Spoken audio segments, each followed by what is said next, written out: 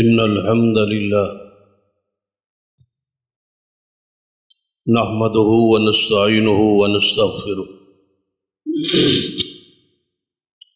ونعوذ بالله من شرور أنفسنا ومن سيئات أعمالنا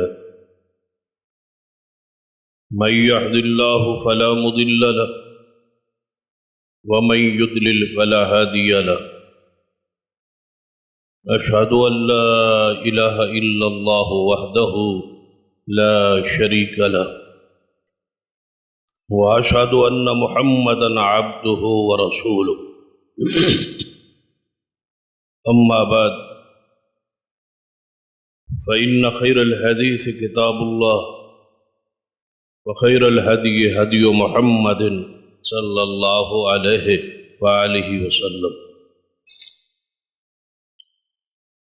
وشر الأمور محدثاتها وكل محدثة بدعة وكل بدعة ضلالة أما بعد فأعوذ بالله السميع العليم من الشيطان الرجيم من همزه ونفخه ونفثه بسم الله الرحمن الرحيم إذ قال له ربه أسلم قال أسلمت لرب العالمين رب اشرح لي صدري ويسر لي أمري واحلل عقدة من لساني يفقه قولي رب زدني علما سبحان ربك رب العزة عما يصفون وسلام على المرسلين والحمد لله رب العالمين. حضرات،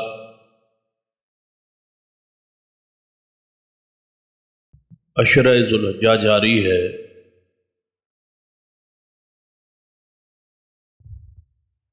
جس کے فضائل ان دنوں کی عظمت، ان کا درجہ اور شان جو ہے گزشتہ خطبہ جمعہ میں بیان.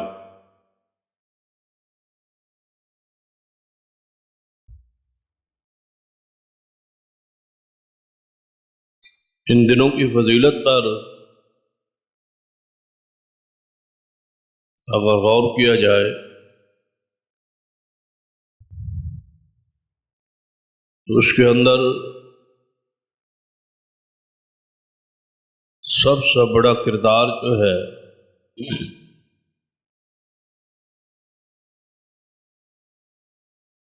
سیدنا ابراہیم علیہ السلام کی سیرت اور قربانی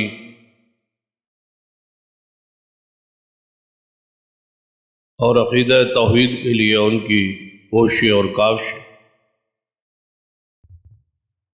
ان پر آنے والے مصائب و آلام، آزمائشیں، یہ ان کو صلہ دیا گیا.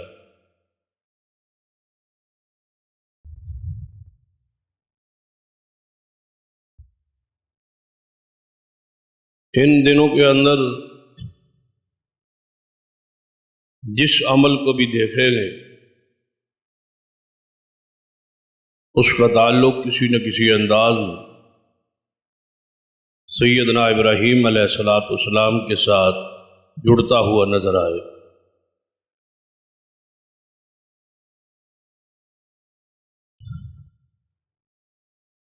جب رب نے کہہ دیا ہے وَتَرَكْنَا عَلَيْهِ فِي الْآخِرِينَ، اے ابراہیم علیہ السلام، آپ کے اس کردار کو، آپ کے اس جذبہ قربانی کو اور جذبہ اطاعت کو ہم پچھلے آنے والے لوگوں میں قائم رکھے.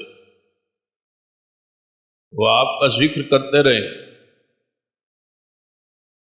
آپ کی کارناموں کا اور آپ کے فضائل کا تذکرہ قیامت تک ہوتا رہے. میری اور آپ کی کیا حیثیت ہے اللہ تعالیٰ نے قرآن پاک میں اپنے حبیب جناب محمد مصطفیٰ صلی اللہ علیہ وسلم کو حکم دیا ہے کہ وَاذْكُرْ فِي الْكِتَابِ ابراہیم، کہ ذرا اس قرآن کے ذریعے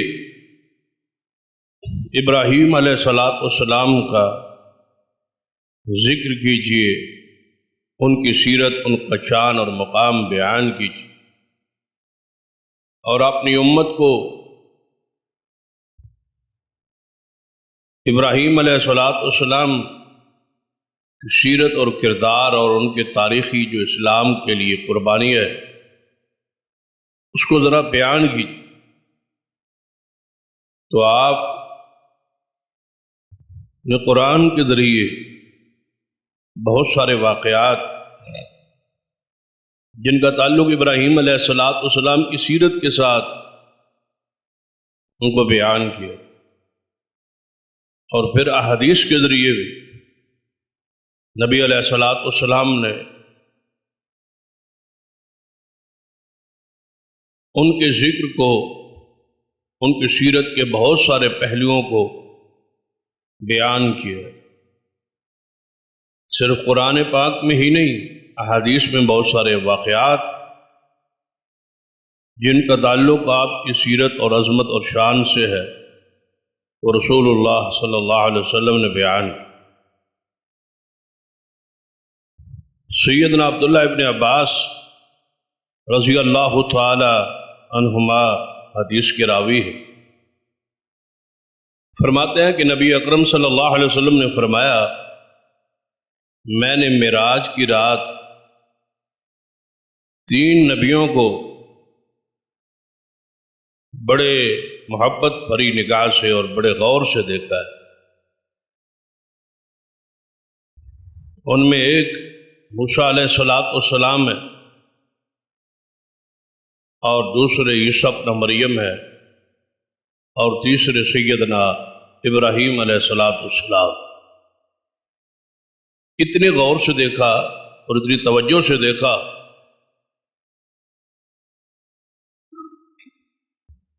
کہ آپ نے ان کے نقش و نگار کو بیان کیا۔ فرمایا موسیٰ علیہ السلام کو میں نے دیکھا تو ان کا رنگ مبارک گندمی تھا، اور بھرے ہوئے فربا بدن کے وہ مالک تھے۔ یہ ان کا نقشہ بیان کیا ہے رسول اللہ صلی اللہ علیہ وسلم۔ پھر آپ نے فرمایا میں نے عیسیٰ علیہ السلام کو دیکھا،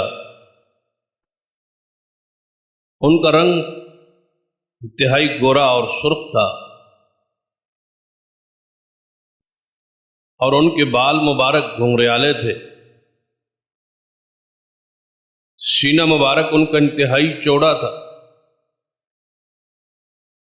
اور پھر آپ نے فرمایا اگر آپ نے عیسیٰ علیہ السلام کی صورت کو، شکل کو کسی انسان اور بندے کی صورت میں دیکھنا ہے تو یہ میرا صحابی عروہ بن مسعود ثقفی رضی اللہ تعالی عنہ، ان کو دیکھ لو، ان کی شکل عیسیٰ ابن مریم سے بہت مشابہت رکھتی ہے۔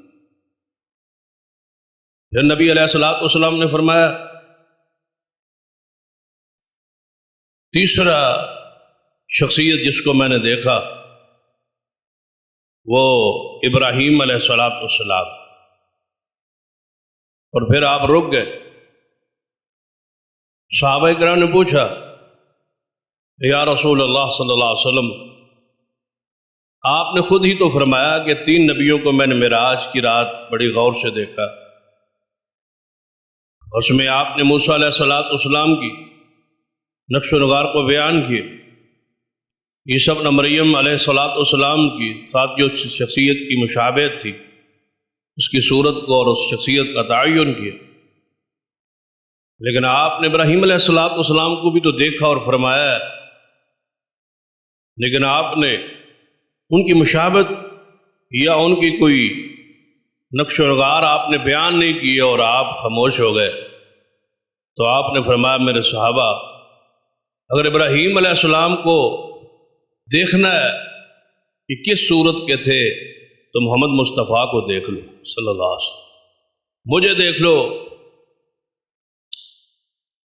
میرے شکل مبارک جو ہے، صورت مبارک جو ہے، یہ ابراہیم علیہ السلام سے ملتی جلتی ہے۔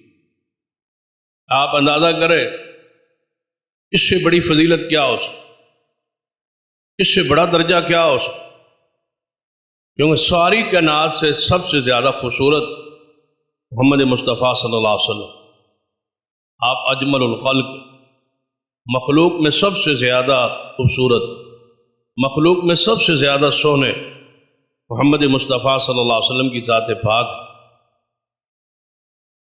جن کو دیکھنا سعادت ہے، اجر ہے، ثواب ہے، اور جہنم کی آگ اس بندے پہ حرام ہو جاتی ہے جو حضور کی زیارت کر لے ایمان کی حالت۔ اور صحابہ کرام فرماتے ہیں کہ ہمیں آنکھ بھر کے دیکھنا مشکل تھا نبی علیہ السلام کو، کیونکہ آپ کے چہرے پاک پر اتنا جلال تھا اور اتنا رعب تھا، جو آنکھ بھر کے دیکھتا وہ فوری آنکھوں کو جھکا لے۔ اتنے خوبصورت تھے محمد مصطفیٰ صلی اللہ علیہ وسلم۔ تو آپ فرماتے ہیں جس نے ابراہیم علیہ السلام کو دیکھنا ہو، ان کی شکل مبارک کس سے ملتی جلتی تھی، تو اپنے حبیب کو دیکھے، اپنے محبوب کو دیکھے، یعنی میں محمد مصطفیٰ صلی اللہ علیہ وسلم کو دیکھے، میری شکل مبارک جو ہے، صورت پاک جو ہے، یہ ابراہیم علیہ السلام سے ملتی۔ تو نبی علیہ السلام نے فرمایا ابراہیم علیہ السلام کو میں نے 7ویں آسمان پر بیت المعمور کے ساتھ، جو اہل آسمان کا قبلہ ہے، جیسے اہل زمین کا قبلہ بیت اللہ ہے، ایسے یہ آسمان پہ رہنے والے فرشتوں کا قبلہ جو ہے وہ بیت المعمور ہے، اور دونوں ایک سیدھ پر ہے۔ جنہیں اگر کوئی شخص یعنی بات سمجھانے کے لیے کر رہا ہو کہ بیت اللہ کی چھت سے سیدھا اوپر کو جائے تو جا کہ اس کا سر ٹکرائے گا بیت المعمور سے، اور بیت المعمور سے کوئی سیدھا بندہ نیچے آئے تو آئے گا بیت اللہ کی چھت پر، اتنے سیدھ پر۔ اس لیے محدثین نے ایک فقہی مسئلہ بھی بیان کیا ہے کہ بیت اللہ جو ہے یہ فرش سے لے کر عرش تک یہ ساری جگہ قبلہ ہے۔ یہاں سے عمارت بناتے جائیں یہ ساری فضا قبلہ ہے۔ جو زمین و آسمان کے درمیان میں سفر کرتے ہیں ہوائی جہاز کے ذریعے یا دوسرے انداز میں، تو ان کے لیے وہی سمت قبلہ ہوتی ہے، کیونکہ بیت اللہ زمین سے لے کر آسمان تک قبلہ ہی ہے۔ وہاں اوپر آسمان والوں کا ہے، نیچے عمارت زمین والوں کے لیے، صرف جگہ کا تعین کیا گیا ہے۔ یہ ہے قبلہ اہل زمین کا اور وہ قبلہ ہے اہل آسمان۔ وہاں فرشتے عبادت کرتے ہیں، یہاں انسان عبادت کرتے اور مسلمان عبادت کرتے، اس کا طواف فرشتے کرتے ہیں، اس کا طواف مسلمان اور اہل ایمان کرتے، اور وہ قبلہ اس کے اندر بیت المعمور کے اندر داخل ہو گئے، فرشتے عبادت کرتے ہیں۔ تو نبی علیہ السلام نے فرمایا میں نے ابراہیم علیہ السلام کو دیکھا معراج کی اس سفر میں، معراج کی رات میں، کہ ابراہیم علیہ السلام بیت المعمور سے یعنی آسمان والے قبلہ کے ساتھ ٹیک لگا کے بیٹھے۔ کمال ہے ان کی شان اور درجہ اور محبت۔ وہ اللہ تعالیٰ کے خلیل ہے، اور خلیل جانتے ہو یہ محبت کا آخری درجہ ہے۔ اس سے نیچے امام طحاوی رحمہ اللہ نے عقیدہ کی کتاب میں، عقیدہ طحاویہ میں، محبت کے مختلف درجات بیان کیے، مختلف قسمیں بیان کیے، مختلف کیفیتیں بیان کیے، تقریباً وہ 10 کے قریب ہے۔ سب سے اونچا درجہ محبت کا، پاکیزہ محبت کا، عبادت والی محبت کا، وہ مقام خلت ہے، مقام خلیلی ہے۔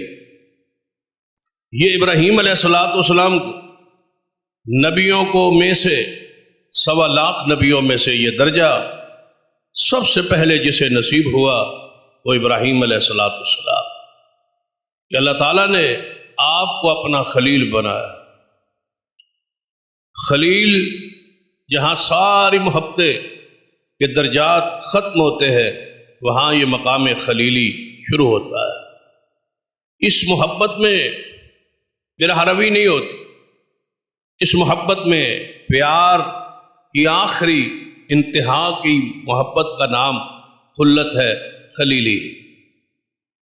اس کے اندر بندہ اپنے دل پر جو ہے اس کی کیفیت ایسی طاری ہوتی ہے کہ اس کا کوئی کام، کوئی عمل اپنی مرضی سے نہیں ہوتا، وہ اللہ کی محبت میں، اور اللہ تعالیٰ اس سے اتنی محبت کرتا ہے، اتنی محبت کرتا ہے کہ پھر مخلوق میں اتنی محبت کسی سے نہیں ہوتی، اور وہ بندہ جس سے محبت ہو، وہ ہستی، وہ شخصیت اللہ تعالیٰ کی محبت میں اس قدر متوجہ ہو جاتی ہے کہ کوئی کام وہ اپنی رائے اور مرضی کا کر ہی نہیں سکتا، اس کا ایک ایک لمحہ اللہ کی محبت اور اللہ کی اطاعت میں گزرتا ہے۔ اذ قال له ربه اسلم، اللہ فرماتے ہیں کہ میں نے ابراہیم علیہ السلام کو کئی مرتبہ آزمایا، اور یہ گواہی کہاں ہے؟ قرآن پاک۔ میں نے جب بھی کہا اسلم، میری بات مانے ہوئے، مانو میری بات، میرے حکم پہ چلو، یہ میرا امر ہے، یہ میرا حکم ہے۔ قال اسلمت لرب العالمین، تو ابراہیم علیہ السلام نے فوراً فرمایا میں اپنے رب کے لیے حاضر ہوں، اپنے رب کے لیے مطیع ہوں، جو میرا رب حکم دے گا اس پہ عمل کرو۔ تو یہ درجہ مقام خلیلی ان کو حاصل ہے، اور میرے علم کے مطابق مخلوق میں سب سے پہلے یہ درجہ ابراہیم علیہ السلام کو نصیب ہوا ہے کہ آپ اللہ کے خلیل ہیں۔ اس کے بعد اللہ تعالیٰ نے دوسرا یہ درجہ، دوسرا شخصیت جس کو یہ درجہ بخشا، وہ جناب محمد مصطفیٰ صلی اللہ علیہ وسلم۔ صحیح البخاری میں حدیث ہے، آپ نے ارشاد فرمایا کہ اللہ نے مجھے خلیل بنا لیا ہے اپنا، اللہ نے مجھے خلیل بنایا ہے، یعنی خلیل دو ہوئے دنیا میں، مخلوق میں، کائنات میں۔ سب سے پہلے ابراہیم بنے، پھر اللہ تعالیٰ نے اس سے اونچا بھی ایک درجہ محمد مصطفیٰ صلی اللہ علیہ وسلم کو عطا کیا، کیونکہ وَرَفَعْنَا لَكَ ذِكْرَكَ اس بات کی گواہی ہے کہ جس مقام خلت پر ابراہیم علیہ السلام تھے، اس سے اونچے درجے پر خلت میں ہی، خلیلے میں ہی محمد مصطفیٰ صلی اللہ علیہ وسلم۔ لیکن یہاں رک کے ایک بات اپنی اس گفتگو سے ذرا ہٹ کے سمجھنے والی ہے، تاکہ حدیث چونکہ ایک ہی ہے تو اس حدیث سے ایک بات آپ کے سامنے رکھنا چاہوں۔ نبی علیہ السلام فرماتے ہیں جب آپ نے مقام خلیلی کو سمجھ لیا، جان لیا کہ اس میں بندے کے وجود پہ، اپنے مال پر، اپنی جان پر، اپنی اولاد پر، اپنی کسی شے پر اس کا اختیار ہی نہیں رہتا، وہ منتظر رہتا ہے کہ کب مجھے وہ حکم دے اور میں اس کی اطاعت میں وہ کر گزروں جو وہ چاہتا ہے۔ ابراہیم علیہ السلام ذرا تصور میں جائے، بھلا بیٹے کو ذبح کرنے کا حکم جو دیا گیا تھا، بالکل درائت کے، ظاہری طور پر عقل کے، دماغ کے سارے معاملات سامنے رکھے تو ساری بات خلاف عقل نظر آتی۔ کبھی ایسا ہوا ہے کہ چھری لے کے اپنے ہی بیٹے کو ذبح کر دیا جائے؟ اللہ نے آزمائش کس انداز میں دی ہے، امتحان لیے ہے مقام خلیلی کا۔ اس درجے اور اس شان کو ذرا سمجھنے کی کوشش کرے۔ فرمایا ابراہیم، اور معاملہ بھی خواب کے اندر تھا، یقیناً اللہ کے نبی کا خواب وہی ہوتا ہے، لیکن پھر بھی جو وحی کا کم ترین، یعنی سب سے کم درجہ ہے وحی دینے کا، اگرچہ وہ بات حقیقت ہے، وہی ہے، دین ہے، شریعت ہے، حجت ہے۔ لیکن اللہ تعالیٰ وہی نبی پر کرنا چاہے تو ڈائریکٹ کلام کرتا ہے۔ ایک انداز وہی یہ ہے، اور دوسرا انداز وہی یہ ہے کہ فرشتوں کو بھیج کے پیغام اپنا پہنچاتا ہے، اور تیسرا وحی کا انداز یہ ہے کہ اللہ دل میں بات القاء کر دیتا ہے، ڈال دیتا ہے، اور نبی، اللہ کا نبی بول پڑتا ہے۔ جو بولتا ہے وہ اللہ کی بات ڈالی ہوئی، اللہ تعالیٰ کی اتاری ہوئی، انداز مختلف ہے، یا خود کلام کیا، یا فرشتے کے ذریعے پیغام بھیجا، یا دل میں بات القاء کی، اور چوتھا درجہ جو ہے وحی کا وہ خواب ہے۔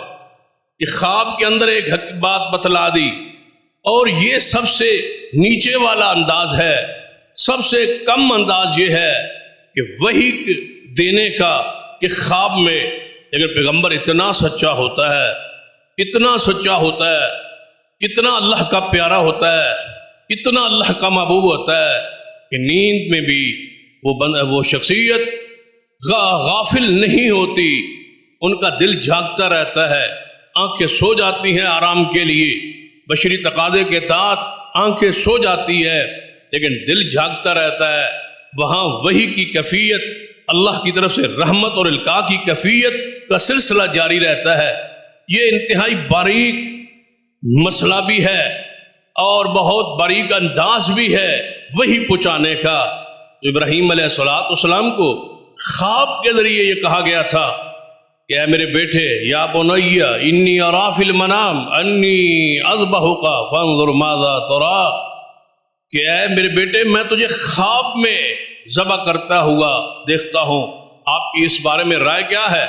قال یا ابت افعل ما تؤمر ستجدنی ان شاء اللہ من الصابرین، اے ابا جی جو حکم ہوا ہے کر گزرو، میں اللہ نے چاہا تو صبر کر کے دکھاؤں گا۔ یہ تو وہ کیفیت ہے، لیکن ابراہیم علیہ السلام کے دل کی کیفیت مقام خلیلی کو جاننے اور سمجھنے کے لیے کہ آپ کے وجود پر خلیل وہ ہوتا ہے جس کے وجود پر اپنی مرضی ختم ہو جائے، اور جو اس سے محبت کرتا ہے، جس کا وہ خلیل ہے، اس کی مرضی اس کے وجود پر غالب آ جائے اور اپنی مرضی مغلوب نہیں ختم ہی ہو جائے، تو وہ شخصیت مقام خلیلی پر ہے۔ تو نبیوں میں سے، اللہ کی مخلوق میں سے پہلے خلیل ابراہیم ہے، اور ان سے بھی بڑی خلت کا درجہ محمد مصطفیٰ صلی اللہ علیہ وسلم کی ذات کو حاصل ہے۔ حضور خود فرماتے ہیں مجھے اللہ نے خلیل بنایا، لیکن جو بات صحیح البخاری کی حدیث کی روشنی میں اس طرح عنوان سے ہٹ کے سمجھانا چاہوں گا، وہ بڑی کمال کی حدیث ہے۔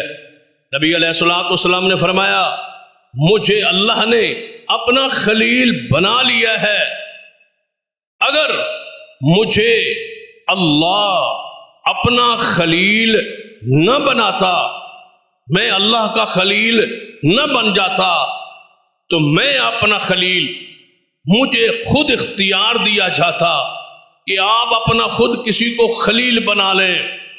اگر اللہ نے مجھے خلیل نہ بنایا ہوتا اور میں نے اس خلت کو کہ درجے پر فیض نہ ہو گیا ہوتا، تو میں بندوں میں سے خلیل بناتا، میں صحابہ کرام میں سے ایک شخص کو اپنا خلیل بنا لیتا۔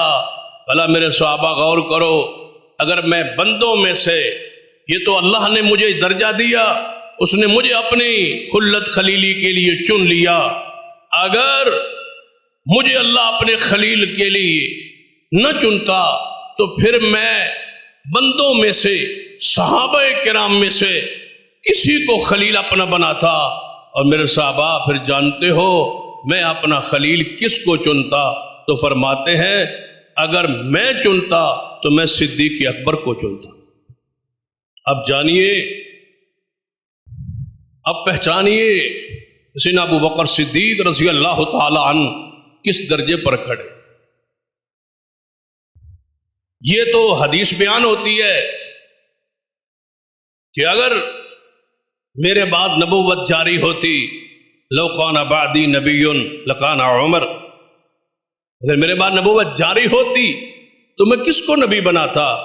اللہ کس کو میرے بعد نبوت کے لیے چنتا پسند کرتا؟ لو کان بعدی نبی، اگر میرے بعد نبوت جاری ہوتی تو سیدنا عمر نبی ہوتے۔ ہم یہ سمجھتے ہیں، عوام الناس میں یہ بات حدیث مشہور ہے، معروف ہے، ہم جانتے ہیں بڑا درجہ ہے سیدنا عمر کا، بہت درجہ ہے اونچا سیدنا عمر رضی اللہ تعالیٰ عنہ کا، کہ حضور کے بعد نبوت اگر جاری رہتی تو سیدنا عمر نبی بنتے۔ لیکن اس حدیث کو اس انداز میں نہیں دیکھتے کہ حضور فرماتے ہیں اس سے بڑی حدیث، اس سے بڑا درجہ، اس سے بڑا انتخاب حضور فرماتے ہیں۔ ہم کہتے ہیں کہ یہ منفرد مقام ہے سیدنا عمر کا، کوئی شک نہیں، لیکن اس سے اونچا درجہ کس کا ہے؟ نبی علیہ الصلوۃ والسلام فرماتے ہیں کہ اگر مجھے اللہ اپنا خلیل بنانے کا اختیار دیتا کہ آپ میرے خلیل، میں نے آپ کو خلت کے مقام پہ نہیں لائے تو آپ اپنا کوئی خلیل بنا لیں، تو میں کس کو خلیل بناتا؟ سیدنا ابوبکر صدیق کو اپنا خلیل بنا لیتا۔ یہ مقام خلیلی ہے جس پر سیدنا ابراہیم علیہ الصلوۃ والسلام فائز ہے۔ یہ وہ درجہ ہے جو حضور فرماتے ہیں کہ مجھے اختیار ہوتا، میں بناتا اپنا خلیل تو سیدنا صدیق کو بناتا، لیکن اللہ نے مجھے اپنا خلیل بنا لیا ہے۔ تو محمد مصطفیٰ صلی اللہ علیہ وسلم اللہ کے خلیل ہے۔ بڑی مناسبت ہے ابراہیم علیہ الصلوۃ والسلام کی محمد مصطفیٰ صلی اللہ علیہ وسلم کی ذات پاک کے ساتھ۔ جانتے ہو ابراہیم علیہ الصلوۃ والسلام کا شرف کیا ہے؟ حضور فرماتے ہیں جب میں معراج پہ گیا تو ساتویں آسمان پر بیت المعمور کے ساتھ تیگ لگائے ابراہیم علیہ الصلوۃ والسلام موجود تھے۔ میں نے جا کے سلام دیا تو ابراہیم علیہ الصلوۃ والسلام نے میرے سلام کا جواب دیا۔ اور اس حدیث میں ایک اور نبی علیہ الصلوۃ والسلام کی شان اور مقام واضح ہو رہا ہے۔ حضور فرماتے ہیں میں جس نبی کو ملا، ہر نبی نے کو میں نے سلام دیا، اس نے مجھے مرحبا کہا اور مجھے اپنا بھائی کہا۔ ہر نبی نے مجھے اپنا بھائی کہا کہ اے نبی صالح، اے ہمارے بھائی محمد صلی اللہ علیہ وسلم، آپ کو سلام کا جواب دیتے اور ساتھ یہ کہتے۔ لیکن پورے انبیاء میں جس نبی نے مجھے اپنا بیٹا کہا وہ ابراہیم علیہ الصلوۃ والسلام۔ ابراہیم علیہ الصلوۃ والسلام نے کیا فرمایا؟ آپ کا آنا مبارک ہو، اہلا و سہلا، اے میرے نیک بیٹے، اے میرے پقیدہ اور معصوم بیٹے محمد مصطفیٰ صلی اللہ علیہ وسلم۔ اب ذرا غور کیجیے، ابراہیم علیہ السلام کا درجہ، شان اور مقام ویسے ہی نہیں کہ دنیا تڑپ رہی ہے، طاقت نہ ہونے کے باوجود مہنگائی کے اندر پسی ہوئی عوام کوشش کرتی ہے کہ قربانی میں شامل ہو جائے، قربانی کر لے، قربانی میں حصہ مل جائے۔ یہ جو دل کے اندر تڑپ اور کیفیت ہے، یہ میرا اور آپ کا کمال نہیں۔ ہر بندہ کوشش کرے زیادہ سے زیادہ پیسے خرچ کرے، طاقت سے زیادہ خرچ کرے، جوڑ کے پیسہ اس پر خرچ کرے قربانی پر۔ کیوں؟ یہ تڑپ ہمارا کمال نہیں ہے، یہ اللہ کی طرف سے اتری ہوئی ابراہیم کی محبت ہے علیہ الصلوۃ والسلام۔ اس محبت کا یہ صلہ ہے، یہ نتیجہ ہے۔ ہم اس کو چاہیں بھی تو ہم ختم نہیں کر سکتے، کیونکہ اللہ کا وعدہ ہے۔ لوگ اس پر بہت ساری کوششیں جاری ہیں، لبرل قسم کے جو لوگ ہیں، دین سے جو دور ہے، فلسفہ قربانی کو جاننے اور پہچاننے والے لوگ نہیں ہیں، وہ لوگ پرندوں کے، جانوروں کے حقوق کے ٹھیکیدار پوری دنیا میں پھیلتے ہیں، لوگوں کو سمجھاتے ہیں کہ قربانی جانوروں کا ضیاء ہے، بے شمار جانور ذبح ہوں گے اور اس سے بیماریاں پھیلیں گی۔ صفائی ستھرائی کا انتظام جو ہے وہ اس کے نہ ہونے کی وجہ سے بیماریاں پھیلنے کا خطرہ ہے۔ کوئی اس بہانے سے اور کوئی اس بہانے سے کہ نہیں، آپ جو ہے جانوروں کا ضیاء ہے، جانوروں کی جان پر رحم کرے۔ آپ کے تو نبی وما ارسلناک الا رحمت للعالمین تھے، تو جب درجہ یہ ہے تو رحم کریں آپ جانوروں پر۔ میں کہتا ہوں، صحیح بخاری کی حدیث ہے، نبی علیہ الصلوۃ والسلام نے ایک دن میں اپنے ہاتھ سے رحمت للعالمین ہونے کے باوجود 60 ऊँटों को अपने हाथ से नहर किया, ज़बह किया, जब रहमत लिल आलमीन खुद अपने हाथों से ज़बह कर रहे हैं। और कौन है जो अपने रहम और मोहब्बत के जनाब जानवरों के लिए पेश करे कि नहीं नहीं मैं ठेकेदार हूँ। सबसे बड़े जानवरों पर रहम करने वाले, सबसे बड़े रहम करने के अंदाज सिखाने वाले हैवानों पर, जानवरों पर, परिंद चरिंद पर तो मोहम्मद मुस्तफ़ा सल्लल्लाहु अलैहि वसल्लम। जब आप अपने हाथ से ऊँट ज़बह कर रहे हैं और ऊँटों की कतार लगी हुई है, लाइन लगी हुई है, जब एक ऊँट को नार करते हैं दूसरा ऊँट खुद चल के आता है और आके हजूर के सामने खड़ा हो जाता है। आप उसको बर्छा मारते हैं, वो ज़िबा होके गिरता है, तीसरा ऊँट खुद ब खुद आगे पेश होता है। यहाँ तो रहमत लिल आलमीन सल्लल्लाहु अलैहि वसल्लम का ये दर्जा और ये शान है। हमने गुज़श्ता साल भी इस बात का बड़ी तफसील से बयान किया था कि ये जानवरों का ज़िया नहीं है। लाखों और करोड़ों इंसानों की रोज़ी एक सुन्नत के साथ जुड़ी हुई है और वो सुन्नत कुर्बानी। या इसमें किसान, इसमें ज़मींदार, इसमें व्यापारी, इसमें मंडियों के मालिक और इसमें मजदूर तबका और आगे गोश्त खाने वाले, ज़बह करने वाले और फिर इसकी खालों को बेचने वाले, फ़रोख्त करने वाले, कारखाने, मसनूआत, ये सारी चीज़ें इस बात की गवाह हैं कि लाखों नहीं करोड़ों इंसानों का कारोबार, रोज़ी और रोटी पैगंबर की एक सुन्नत से जुड़ी हुई है। लिहाजा कोई ज़िया नहीं है। इस पर भी और बहुत सारे अकली और नकली दलाइल दिए जा सकते हैं, लेकिन मैं जिस तरफ जाना चाहता हूँ ज़रा उस पर गौर करें कि नबी अकरम सल्लल्लाहु अलैहि वसल्लम ने फरमाया कि इब्राहीम अलैहिस्सलाम को ये दर्जा, ये शान, जिनकी ये सुन्नत, जिनका ये तरीका, जिनकी ये याद आज भी जारी है, तो ज़रा गौर फरमाए। ये हमारे बस की बात नहीं, आसमानों से उतरी मोहब्बत का ये अंदाज है। नबी अलैहिस्सलाम फरमाते हैं कि इब्राहीम अलैहिस्सलाम बैतुल मामूर के साथ टेक लगा के बैठे।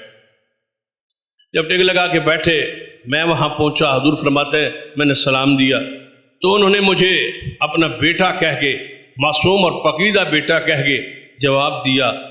जब मैं वापस लौटने लगा, पलटने लगा, उनसे हटने लगा, आगे जाने लगा, तो उन्होंने फरमाया ज़रा गौर करें, ये बात आपके लिए है,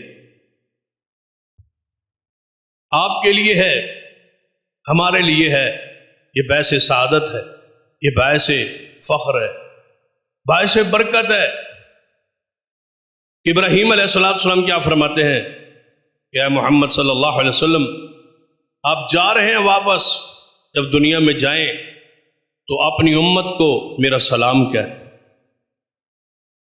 बड़े खुश होते हो ना, आपको कोई आके दोस्त ये बतलाए कि फ़लाँ जगह पे आपका जिक्र हो रहा था, फ़लाँ बंदा आपको सलाम कह रहा था, जब बैतुल मामूर के साथ टेक लगा इब्राहीम ने आपको सलाम भेजा होगा, तो बताओ इससे बड़ी आपकी फजीलत क्या हो सकती।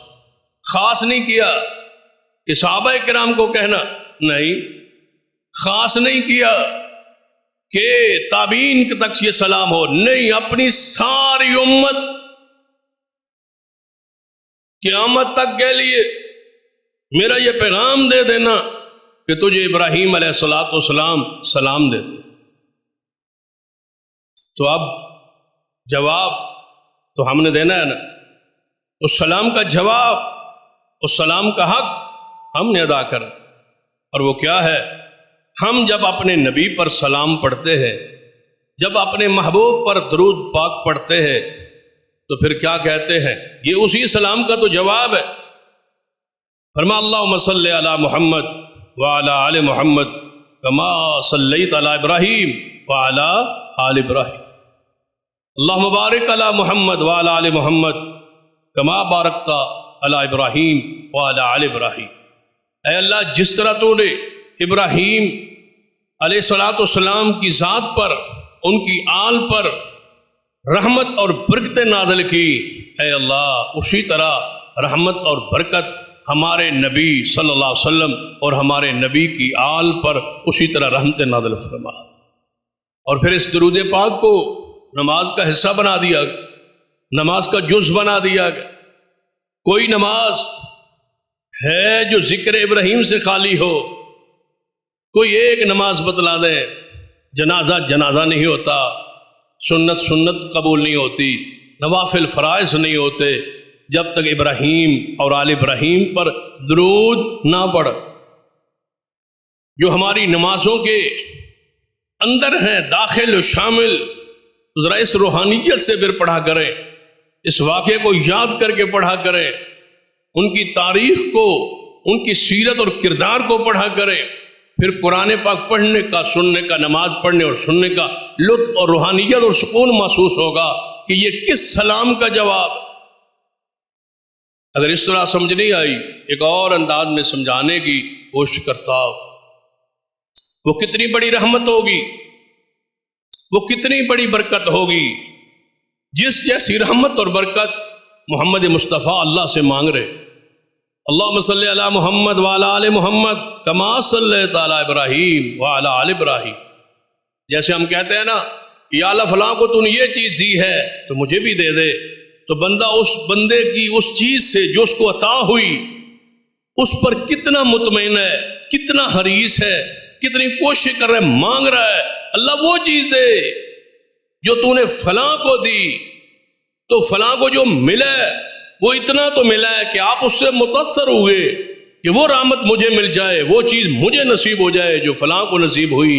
اب ذرا غور کریں مقام ابراہیم کو، مقام خلیلی کو، محمد مصطفیٰ اللہ سے وہ مانگ رہے ہیں خود بھی، اور پوری امت کو کہہ رہے میرے لیے مانگو وہ رحمت اور برکت جو اللہ نے ابراہیم کو بخشی۔ اللہم بارک علی محمد وعلی آل محمد کما بارکت علی ابراہیم وعلی آل ابراہیم۔ اللہم صلی علی محمد وعلی آل محمد کما صلیت علی ابراہیم وعلی آل ابراہیم۔ میں اپنی امت کو میرا سلام کہہ، اور ساتھ میرا ایک پیغام دینا۔ جب سلام آئے اور ساتھ پیغام آئے تو پھر توجہ ہونی چاہیے، اس کو سننا چاہیے، اس پہ عمل کرنا چاہیے۔ ابراہیم علیہ السلام نے فرمایا سلام بھی دینا اور میرا پیغام بھی دینا۔ سلام دینے کے بعد حضور نے پیغام دیا ہے، اور پیغام آج تک کے لیے نہیں ہے، قیامت تک کے لیے جو آئے گا اس کے لیے ابراہیم علیہ السلام کا سلام ہے۔ جو بھی اس شخص اس دنیا میں محمد مصطفیٰ کا امتی پیدا ہوگا، حضور کو نبی مانے گا، آپ کی رسالت پر ایمان لائے گا، اس کے لیے سلام ابراہیم ہے۔ سلام ابراہیم، ابراہیم علیہ السلام نے آپ کو سلام بھیجا ہے۔ خود قرآن کہتا ہے سلام علی ابراہیم، اللہ کہتا ہے ابراہیم علیہ السلام پر سلام ہو، اور ابراہیم علیہ السلام نے سلام آپ کے نام بھیجا۔ ابراہیم کا سلام آپ کے نام آیا، ساتھ دوسرا ایک پیغام آیا ہے۔ اب پیغام کیا ہے؟ سلام دینے والے، پیغام دینے والے ابراہیم علیہ السلام ہوں، اور سلام لے کے اور پیغام لے کے پہنچانے والے امانت دار محمد مصطفیٰ ہوں صلی اللہ علیہ وسلم۔ اب دونوں کی شان پہ ذرا غور کرو، اور اپنے درجے پر اور اپنے مقام پر۔ سلام دینے والے ابراہیم تھے، لانے والے محمد مصطفیٰ تھے، اور سلام تھا کس کے لیے؟ آپ کے اپنے فخر، اپنی شان پر، اس عظمت پر، اس درجے پر اللہ کا شکر ادا کیجیے کہ ہم اس قابل ہیں کہ ہمیں سلام آیا ہے۔ سلام دینے والے کی شان اپنی ہوتی ہے، لانے والے کا درجہ اور مقام اپنا ہوتا ہے۔ جب دینے والے ابراہیم ہوں اور لانے والے ایسے ہوں جس سے بڑا انسان اللہ کی مخلوق میں، اس اشرف المخلوقات میں، یا پوری انسانیت میں، مخلوقات میں سب سے اعلیٰ محمد مصطفیٰ صلی اللہ علیہ وسلم ہے، آپ سلام دے رہے، قبول کیجئے اس سلام کو اور عمل کیجئے اس پیغام۔ فرمایا پیغام کیا ہے؟ اپنی امت کو بتا دینا کہ جنت ساری میں نے دیکھ لی ہے، سیر سور کر لی ہے، جنت دیکھ لی ہے، بالکل جنت کی زمین بڑی عمدہ اور زرخیز، کوئی کلر کوئی بنجر یہ وہاں جنت میں تصور نہیں، ساری زمین پیاری ہے اور عمدہ ہے، فصل دینے والی ہے۔ اور ساتھ یہ خبر آ گئی، ساتھ پیغام آیا۔ خبر یہ ہے کہ جنت کی زمین زرخیز ہے، عمدہ ہے، خوشبودار ہے۔ زعفران کی بنی ہوئی وہ زمین ہے. آگے فرمایا ہے چٹیل میدان، کوئی فصل نہیں ہے، خالی پڑی ہے زمین. تحت نگاہ 100 سال مسلسل گھوڑے پہ چڑھ کے تیز ترین گھوڑے کو دوڑاتا رہے، ایک لمحے کے لیے نہ رکے، 100 سال، تب بھی تم جنت کی اپنے حصے کی زمین کراس نہیں کر سکتے. اپنے حصے کی. اگر اس طرح سمجھ نہیں آئی تو ایک اور حدیث پڑھتا ہو. جو جنت میں سب سے آخر پہ جائے تو سب سے پہلے جنت میں جائیں گے، بغیر حساب کے چلے جائیں گے. دعا کرے اللہ تعالی ہمیں اس گروہ میں شامل فرما دے جو سب سے پہلے جائیں، جن کے چہرے 14ویں کی چاند کی طرح چمک رہے اور ان کے امام محمد مصطفیٰ صلی اللہ علیہ وسلم ہوں، آگے وہ ہوں پیچھے عام، تو بغیر حساب کے جنت میں پہنچ جائیں. یہ بہت بڑا درجہ ہے. السابقون الاولون والسابقون الاولون، یہ جو پہلے سبقت لینے والے، یہ چہرے کے چاند کی طرح چمکتے چہرے محمد مصطفیٰ صلی اللہ علیہ وسلم کی معیت میں ساتھ میں یہ جنت کی طرف جا رہے، بغیر حساب کے جا رہے. ایک تو یہ درجہ ہے. ایک ہے اس بندے کا جو سب سے آخر پہ جنت میں گیا ہے. ساری جنت کے اندر جو جانے والے تھے وہ جا چکے، یہ سب سے آخری بندہ ہے. اور یہ کہاں سے آ رہا ہے؟ جہنم سے نکل کے آ رہا ہے، سزا بھگت کے آ رہا ہے. کئی سال جہنم میں اس نے رہا ہے، وہاں دکھ اور تکلیفیں برداشت کی ہے، گناہوں کی سزا بھگتی ہے. آج اس کو جہنم سے نکلنے کا، اس کو جیل سے نکلنے کا، رہائی کا اعلان ہونا ہے. اس کی مدت جیل پوری ہو گئی ہے، سزا پوری ہو گئی. شرک تھا نہیں، بدعت تھی نہیں، کفر نہیں تھا، نفاق نہیں تھا، جس کی وجہ سے یہ ہمیشہ جہنمی رہتا. مسلمان تھا، مومن تھا، گناہ گار تھا، کسی گناہ کی وجہ سے یہ جہنم میں چلا. وہ کوئی گناہ بھی ہو سکتا ہے. وہ جنت دینے پہ آئے تو راستے سے ایک ٹہنی جو لوگوں کو تکلیف دے رہی ہے وہ کاٹ دے تو جنت نصیب ہو جائے. یہ اس کی مرضی، یہ اس کی رحمت. پکڑنے پہ آئے تو صرف بلی کو باندھ کے خوراک نہ دینے کی وجہ سے، باندھ کر اس کو مارنے کی وجہ سے عورت کو جہنم میں داخل کر دے، یہ اس کی پکڑ ہے. پکڑنے پہ آئے معمولی گناہ پہ پکڑ، چھوڑنے پہ آئے بڑے بڑے گناہوں کو معاف کر. وہ اس کو کوئی پوچھنے والا نہیں، وہ کسی قانون اور ضابطے کا پابند نہیں ہے. ساری کائنات سے پوچھ سکتا ہے لیکن کائنات کی کوئی ہستی اس سے نہیں پوچھ سکتی. وہ رحمان ہے، وہ قادر ہے، جبار ہے، قہار ہے. جو چاہے وہ کرے، یہ اس کا اختیار ہے، یہ اس کی مخلوق ہے. اس کے بارے میں جو چاہے کرے فیصلہ، یہ اس کا اختیار. لیکن یہ جو سب سے آخر میں جنت میں جا رہا ہے، جہنم کی سزا بھگت کے، ماتھے پر ٹکا لگا ہوا ہے کہ یہ جہنم سے سزا بھگت کے آ رہا ہے، ان کے لیے الگ محلہ ہے. جنت میں ایک الگ بستی ہے، اس بستی میں وہ لوگ رہیں گے. یہاں سے سزا یہ بھگت کے آ رہے. ایک وہ طبقہ ہے جو جہنم میں گئے ہی نہیں، معاف کر دیے گئے، وہ تو بڑے اونچے درجے پر. ایک ایسا محلہ ہے، ایسا گاؤں ہے، ایسی بستی ہے جنت کے اندر جہاں سزا بھگت کے نکلنے والے مجرم جو ہیں، سزا گناہوں کی بھگت کے آنے والے اس محلے میں رہے. اس محلے کا جو آخری بندہ ہے جو جنت میں داخل ہو رہا ہے، نبی علیہ السلام فرماتے ہیں اس کو اتنی زمین ملے گی، اس دنیا کی زمین سے 7 گنا زیادہ زمین اس بندے کو ملے. ساری زمین سے، ساری دنیا سے. یہ تو آخری کی ہے، پہلے کا آپ اندازہ لگا. یہ سزا بھگت کے جانے والے کی ہے جس نے کچھ کیا ہی نہیں اور معافی دی گئی ہے جس کو، اس کا درجے کا عالم کیا ہو. تو ابراہیم علیہ السلام کا پیغام سنا رہا تھا. فرماتے ہیں اپنی امت کو سلام دینا اور پیغام دینا کہ جنت کی جو زمین ہے زرخیز ہے، عمدہ ہے، بڑی پیاری ہے، فصل دینے والی ہے. لیکن ہے چٹیل صاف، تمہارے حصے کی زمین صاف، جنت الاٹ کر دی گئی ہے کہ یہ فلاں بندے کی زمین ہے، فلاں بندے کی جگہ ہے، وراثت مل گئی ہے، تقسیم ہو گئی ہے، الاٹمنٹ ہو گئی ہے، انتقال آپ کے نام ہو چکا ہے، داخل کب ہونا ہے یہ اس کی مرضی، وہ جنت بن چکی ہے، اعدت للمتقین، تیار کی گئی، اجماع اس بات پر پوری امت کا کہ جنت بن چکی ہے، جہنم بن چکی ہے،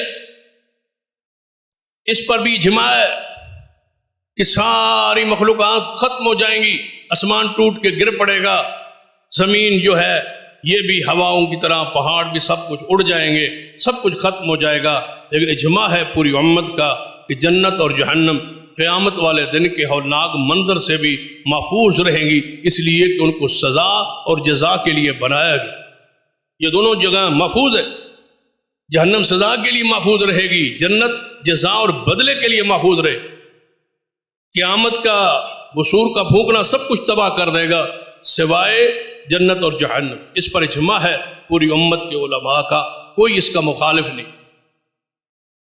تو اس جنت کی زمین بالکل صاف ہے، شفاف اور بالکل عمدہ اور پیاری زمین ہے، ابراہیم علیہ السلام نے فرمایا اس کے لیے آپ نے سامان لے آنا، زمین پر بیٹھ کے امت کو کہنا کہ جتنے اس میں سبزہ آپ اگانا چاہتے ہیں، جتنے درخت اگانا چاہتے ہیں، جتنے باغات وہاں لگانا چاہتے ہیں، وہ دنیا میں رہ کے لگانے ہیں، اور جب آپ آئیں گے تو آپ نے پکے ہوئے تیار ہوگے، بغیر کسی خرابی کے اور بغیر کسی کمی کے آپ نے ان کو کھانا ہے، تیار ہے۔ لیکن تیار زمیندارہ یہاں رہ کے ہونا ہے، محنت یہاں رہ کے ہونی ہے، کریں آپ تاکہ وہ جنت آپ کی جو زمین ہے وہ سرسبز و شاداب ہو۔ اللہ کوئی ایسا بندہ ہے جس کی زمین کی الاٹمنٹ ہو گئی ہو اور اتنی بڑی زمین اس کو مل گئی ہو اور اس سے فائدہ نہ اٹھائے، اس کو زرخیز نہ کرے، اس میں فصل نہ اگائے؟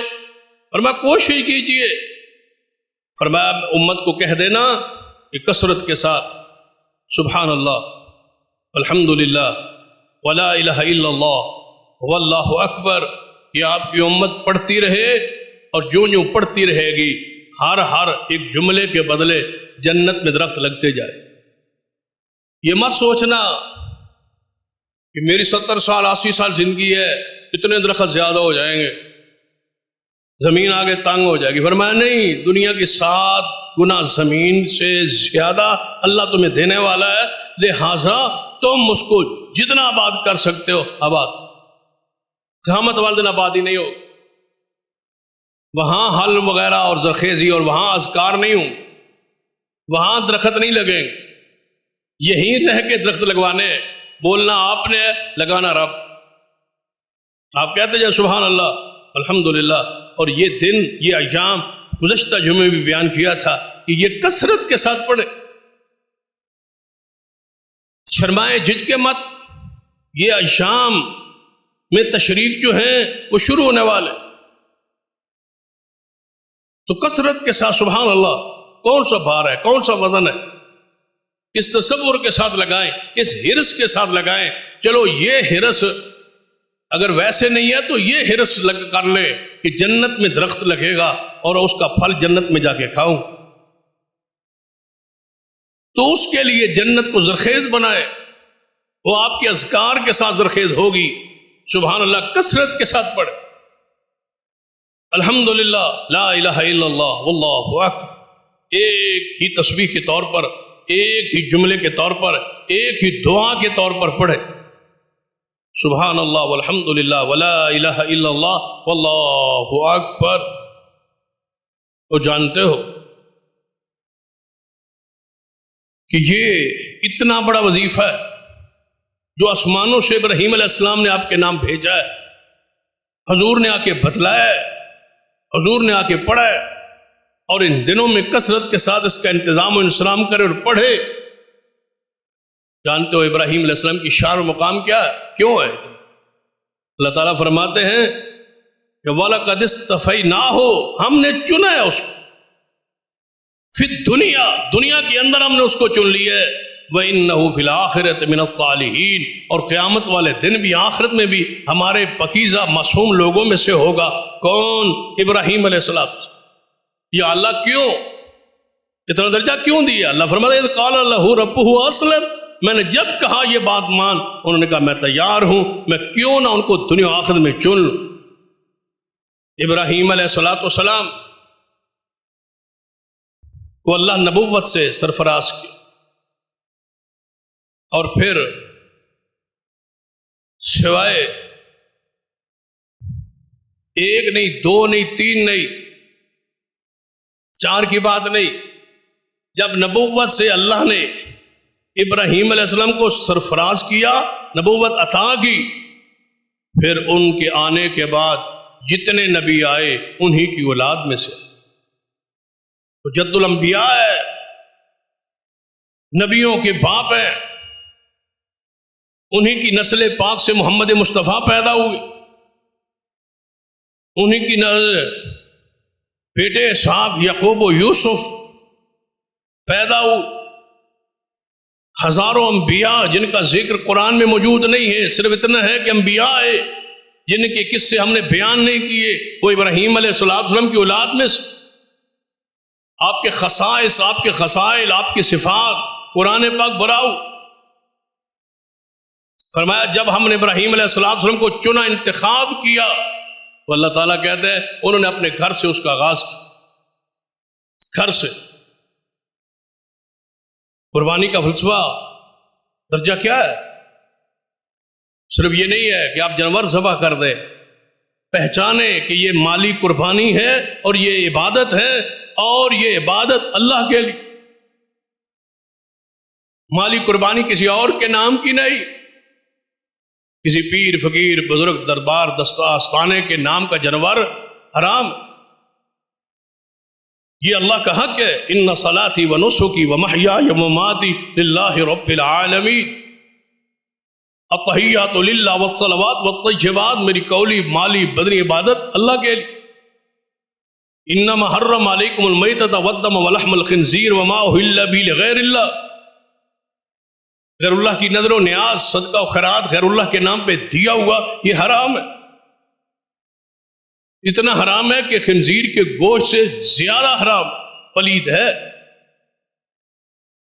اور میں تو کہا کرتا ہوں اتنا پلید ہے جتنی پلید شے اللہ کی زمین پر ہے ہی نہیں۔ جس طرح آپ کہتے ہیں نا دودھ سفید ہے، فلاں چیز اتنی سفید ہے، جتنا دودھ سفید ہوتا ہے، دودھ کتنا سفید ہے، اس جیسی سفید چیز کوئی نہیں۔ یہ چیز ٹھنڈی ہے اور اتنی ٹھنڈی ہے جس طرح برف ہوتی ہے، برف کتنی ٹھنڈی ہے، اس جیسی ٹھنڈی چیز ہے ہی کوئی۔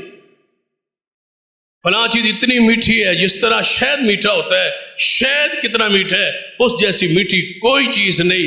اس طرح غیر اللہ کی نیاز پلید ہے، اور اتنی پلید ہے کہ اس جیسی پلید چیز اللہ کی مخلوق پر زمین پہ ہے ہی کوئی۔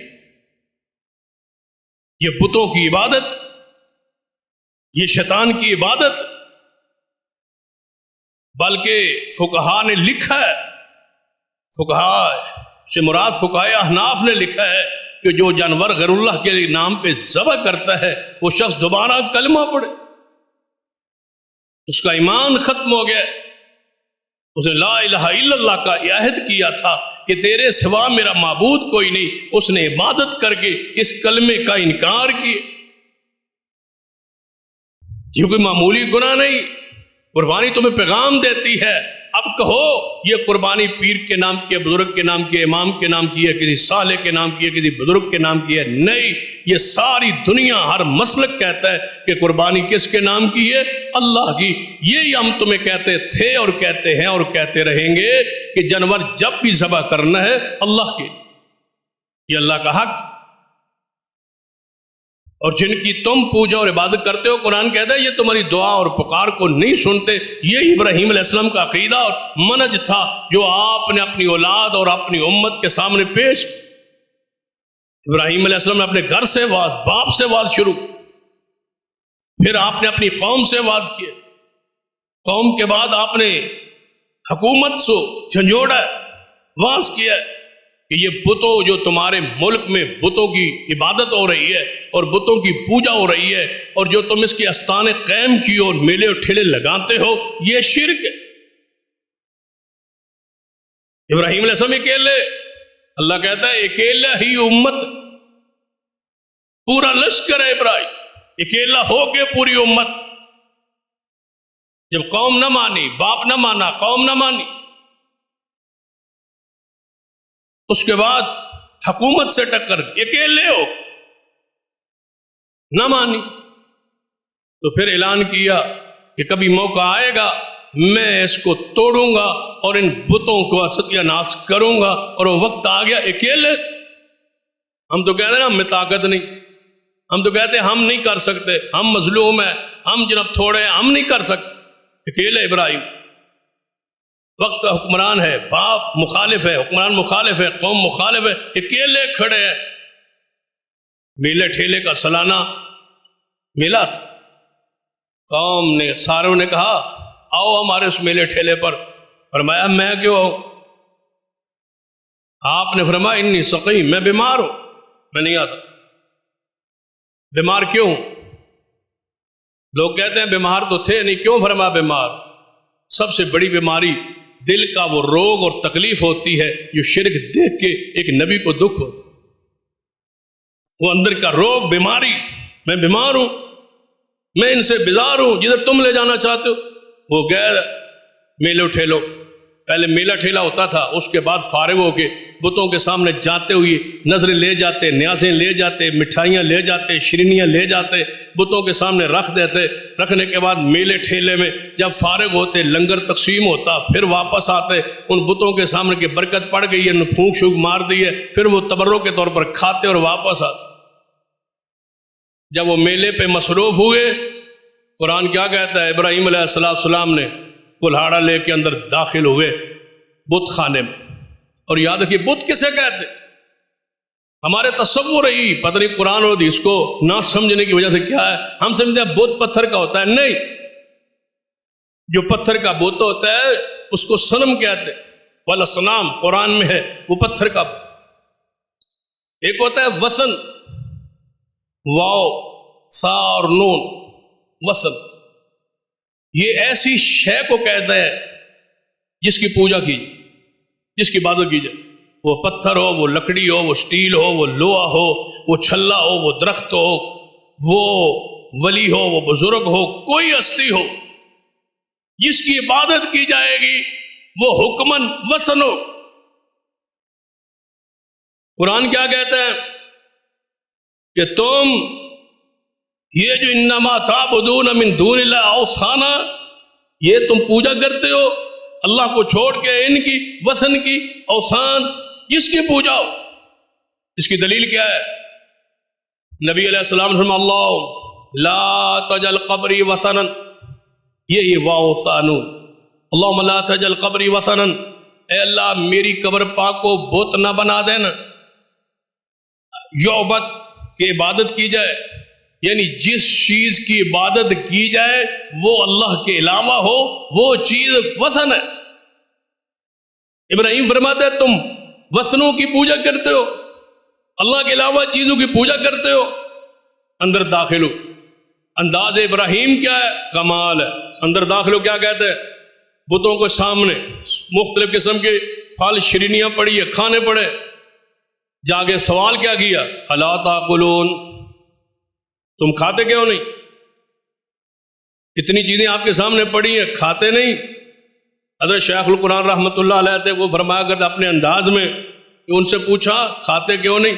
بیمار تو نہیں ہو تم؟ طبیعت کوئی نساز تو نہیں ہے؟ یا تمہارے معیار کے کھانے نہیں ہیں، کوئی کھانے شانے بدل دے، کھاتے نہیں ہو تم؟ آگے سے بت تھے، کون سا جواب آنا تھا؟ تو آگے سے پھر خود ہی بولے مالکم لا تنطقون، اور کھاتے بھی نہیں ہو، بولتے بھی نہیں ہو، کچھ بتاؤ تو صحیح۔ کیسا منظر ہوگا کہ پورا حال ہوگا، بت پڑے ہوں گے سامنے، کھانے پڑے ہوں گے، ایک ابراہیم کھڑا ہوگا، اور کھاتے کیوں نہیں اور بولتے کیوں نہیں؟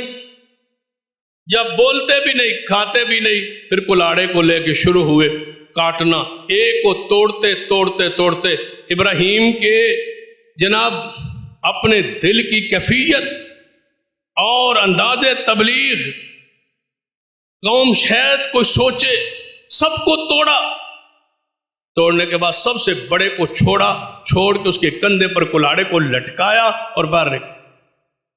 قرآن کہتا ہے ابراہیم کہتے آ رہے تھے ایسا ایسا، شاید کے سوچے، شاید کے سوچے، بڑے کو چھوڑ دی، حالانکہ چاہے توڑنا بڑے کو تھا، چھوٹوں کو توڑا، بڑے کو چھوڑا۔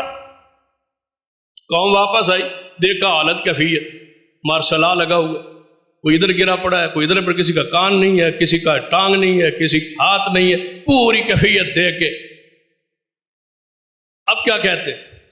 یہ پوچھا نہیں، کہتے ہیں یہ ابراہیم ہو سکتا ہے اور کوئی نہیں ہو سکتا، ہمارے بتوں کا وہی مخالف تھا، پورے علاقے میں وہی کہتا تھا یہ کچھ نہیں جانتے، سنتے پہچانتے دیکھتے کچھ نہیں ہے، وہی ہوگا، بلاؤ ان کو۔ بلایا، ابراہیم تو نے کیا ہے یہ کام؟ وقت کا حاکم سامنے کھڑا ہے نمرود، پوچھتا ہے ابراہیم تو نے کی ہے؟ فرمایا اس بڑے نے کیا ہوگا۔ اصول ہے دنیا کا، جس کے پاس آلہ قتل برآمد ہوتا ہے، بندوق کسی سے برآمد ہو قتل کی تو وہ قتل میں تو وہ ملوث ہے، اس کے ہاتھ پہ کلاڑا ہے، ہو سکتا ہے کھانے پینے پہ آپس میں لڑائی ہو گئی ہو، یہ چھوٹے کھانے لگے ہوں، بڑا ناراض ہو گیا ہو، اس نے آگے آگے سب کو کاٹ دیا ہو، اس سے پوچھو، اس سے پوچھو۔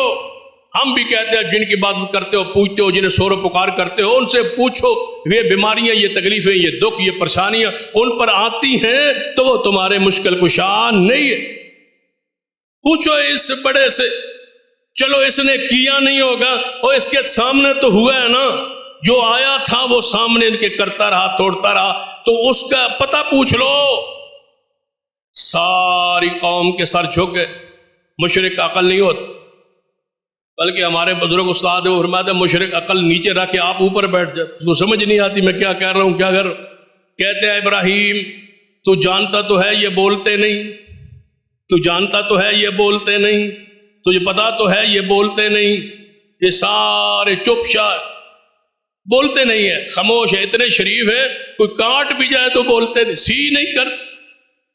فرمایا افسوس ہے میری قوم تم پر، جو بولتے نہیں وہ تمہارے نفع و نقصان کے مالک نہیں ہو سکتے۔ بلاؤ ابراہیم، پکڑو ان کو، جکڑو ان کو، دلیل سے نہیں، جبر سے، ظلم سے، زیادتی سے پکڑو اور ان کو آگ میں ڈالو۔ لیکن آگ میں جاتے ہوئے بھی یہی کلمہ ہے، حسبنا اللہ، حسبنا اللہ و نعم الوکیل۔